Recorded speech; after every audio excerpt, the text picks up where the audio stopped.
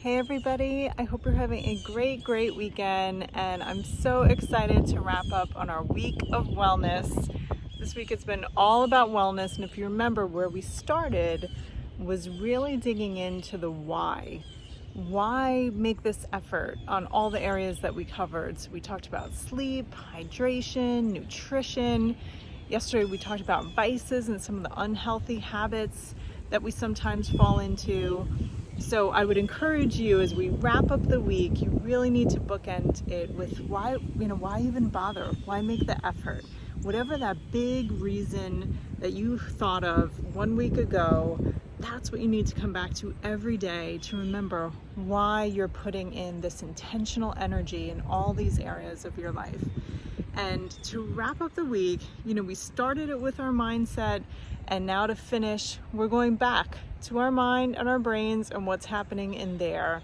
And I wanted to share that some of the ways that we might get tripped up on our road to wellness, and we know that's a lifelong road, can be the self-talk that's happening inside our minds. So the track that sometimes plays over and over. So I want to share with you 3 of the ways that self-talk can kind of go off the rails. So one is guilt tripping. So I will share, I know for me, sometimes if I'm working, I'll be feeling guilty that I'm not spending time with my kids. And then when I'm spending time with my kids, I'm feeling guilty that I'm not doing exercise. And then when I'm finally exercising, I'll be feeling guilty that I'm not doing my work. And it just seems like you can never win. So rather than putting all these expectations on yourself that can only be met by literally cloning yourself so you could be in multiple places at once, instead, the fix for this one is to be very intentional about your time. Make sure that how you're spending your time, your energy, is totally aligned with your priorities and values. And once you can take comfort in that, then no matter what activity you're doing, you can just embrace it and enjoy it and know that you're going to get to the other priorities as well, but to be present in that very moment. The second thing that can trip us up with our self-talk, and you've heard me say this before, is giving airtime to that inner drill sergeant. The one who's saying, gosh, you're so lazy. Why aren't you out exercising? Or, we have to do this now. This is something you must do, even though it's miserable. Like, get to it, hop to it.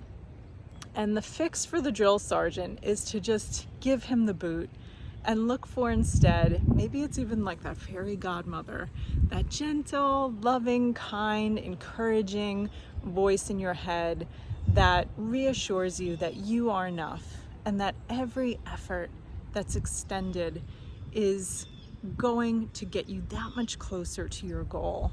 So really just being mindful to be more loving, more kind with the words that we're saying to ourselves.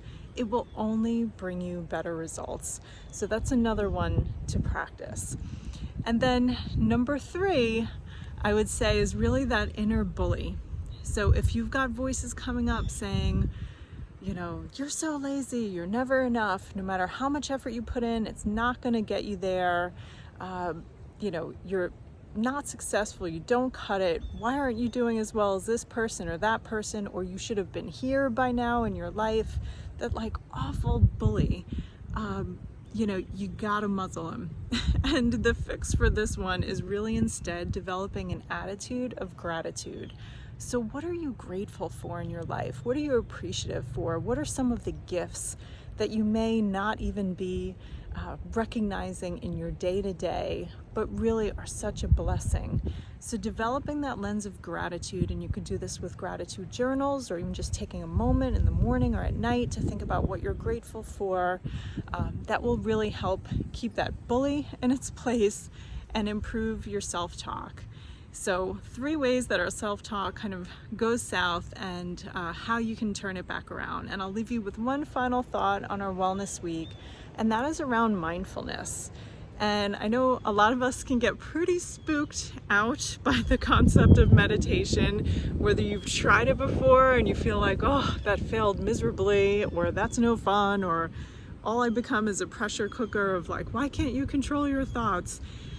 Funny enough, that is the practice. So meditation or mindfulness, just being quiet, still, trying to concentrate on either your breath or a physical sensation and to slow your mind, that's all it is a practice. So no one ever clears their mind completely during mindfulness. That is like literally not how it works. Our mind always wanders. So mindfulness is just practicing becoming aware as soon as it does. And why it can be so helpful is so even if your mind starts to wander or repeat these thoughts like the self-talk that we just discussed, you can catch it and realize, oh, I'm going on one of those negative spirals, or there's the bully or the drill sergeant or the guilt tripping, and thank you very much. Now I'm going to turn it back to my regularly scheduled programming of some kinder, gentler self-talk. So I'd encourage you, there's so many amazing free apps.